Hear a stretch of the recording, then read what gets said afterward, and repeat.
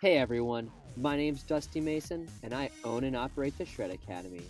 I've been on two wheels since I was 4 years old, raced professional downhill bikes for over 10 years, and now I live in my van and ride and coach full time. Let's get shredding.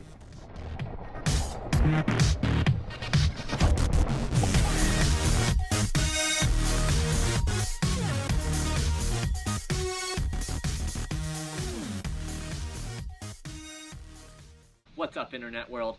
Thanks for joining us. Today we are going to be covering preload and the myths behind it, and the fact there are two types of preload. There's body preload and then there's shock preload, and where are we going to use them and how are we going to use them, and why most of the people are doing it wrong. And I don't know if they're being taught wrong by all these mountain bike coaching companies.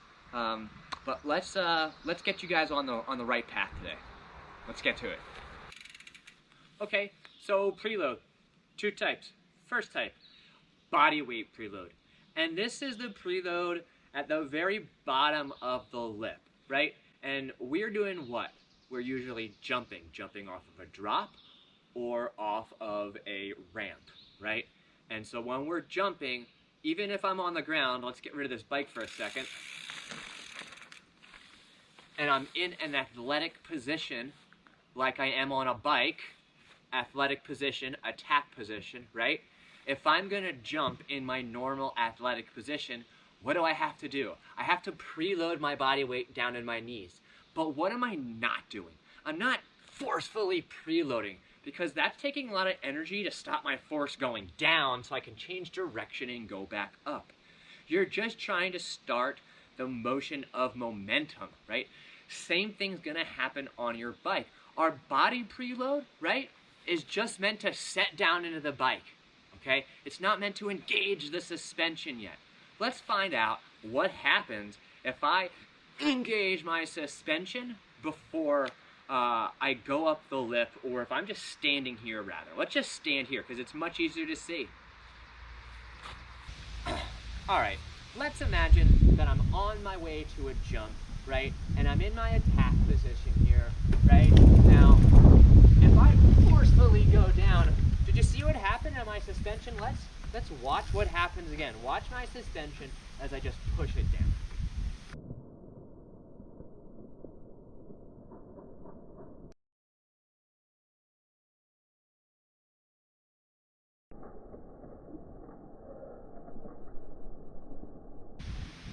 It rebounds right up.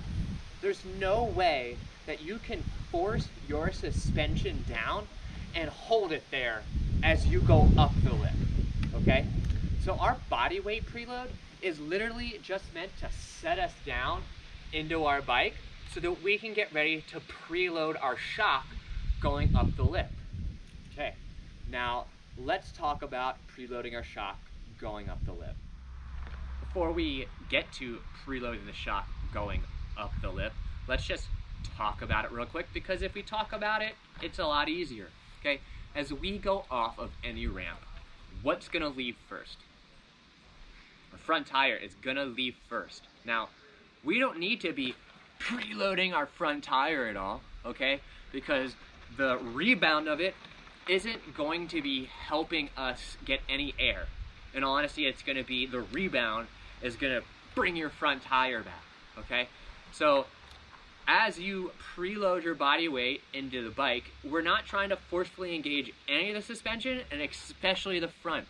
We shouldn't be trying to force our fork down with our upper body weight, okay? Because then we have to get that body weight all the way back here again, so we can use our body weight as a counterweight to keep that front wheel driving up in the air at the same angle as the ramp. Now, what do we want to preload? We want to preload our rear shock, okay? And how we do that is after we have our body preload, right? And we start to go up the lip, okay? My body weight stays in that rear third of the bike because I gotta unweight the front 2/3 of the bike so it can keep going in the air, right? And going up the lip isn't as simple as down and up. If you're going down and then you come up, you're basically trying to jump up the ramp rather than off the top of the ramp. Okay, super important. Okay, and we'll say that in other videos as well. So as we go up the ramp, and I'm gonna turn this thing off because, yeah. As we go up the ramp, and I've shifted to back here, as I push my heels into the ramp, can you see my rear shock preloading there? Very hard for me to stand here and do this. But I'm doing that because I'm pushing on the pedals, and I'm kind of keeping the front wheel from going down by pulling back on it, right? You're doing the same thing as you go up the ramp. Now, depending on how steep the ramp is, will depend on how much you have to lean back. So let's go put this into practice. We'll show you guys the wrong way, and then we'll show you guys the right way.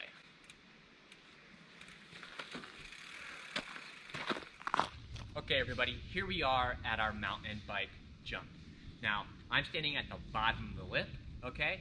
And that top of the lip is probably about 10 feet away. So I have 10 feet where I need to be preloading my rear suspension up the lip so that I jump off the top of the lip.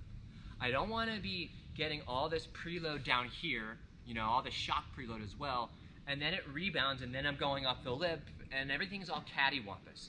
If I'm preloading here and then standing straight up, look what just happened. I unweighted all the way down here, which is what I mean when I say jumping up the lip.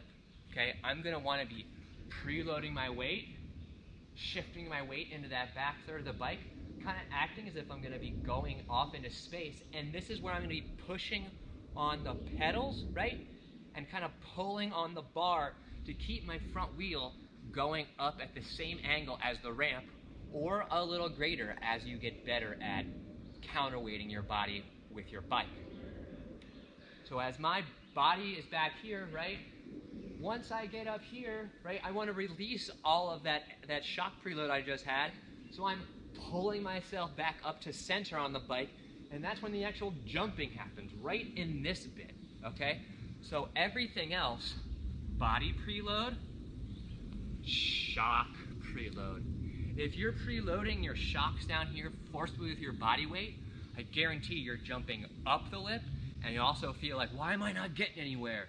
Stop trying to force the bike down as a preload. The preload is just your body weight sinking into the ramp. Let's have some video footage.